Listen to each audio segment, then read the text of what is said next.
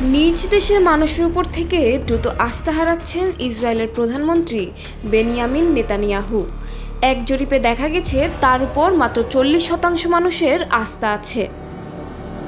ইসরায়েলের বাসিন্দারা নেতানিয়াহুর চেয়ে বেশি আস্থা রাখছে দেশটির সশস্ত্র বাহিনীর প্রধান আইয়াল জমিরের উপর। আল জাজিরা জানিয়েছে, সম্প্রতি জরিপটি করেছে ইসরায়েলের প্রতিষ্ঠান ইসরায়েল ডেমোক্রেসি ইনস্টিটিউট। ইরানের সাথে সাম্প্রতিক যুদ্ধের শেষ দিকে ওই জরিপ করা হয়। গত 13 জুন ইরানের উপর একতরফা হামলা চালায় ইসরায়েল, যার প্রেক্ষিতে ইরানও পাল্টা হামলা চালায়। হামলায় তেল আবিব সহ বিভিন্ন এলাকা ব্যাপক ক্ষতিগ্রস্ত হয়। এদিকে গাজায় 2023 সাল থেকে নির্বিচারে হামলা ও হত্যাকাণ্ড চালিয়ে যাচ্ছে ইসরায়েলের সেনাবাহিনী। সবকিছুই ঘটছে নেতানিয়াহুর নির্দেশে। পৃথিবী জুড়েই তিনি সমালোচিত হচ্ছেন।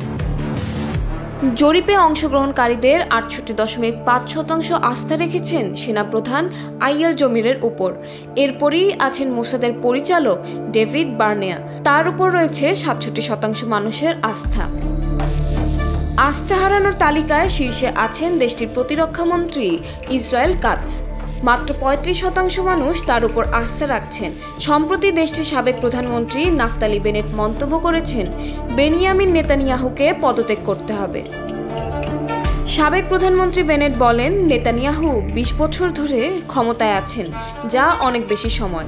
তিনি বলেন, এ দেশের সমাজে যে বিভাজন তৈরি হয়েছে তার জন্য নেতানিয়াহুর উপর বড় ধরনের দায় বর্তায়। তিনি আরও জানান, নেতানিয়াহুর শক্তিশালী সমর্থক রয়েছে ঠিকই, তবে একই সঙ্গে রয়েছে তীব্র বিরোধিতাও। গাজা যুদ্ধ শুরু হওয়ার পর 2023 সালের অক্টোবর থেকে তার নেতৃত্ব নিয়ে যেভাবে প্রশ্ন উঠছে, তাতে অনেকেই তার পদত্যাগ দাবি করছেন।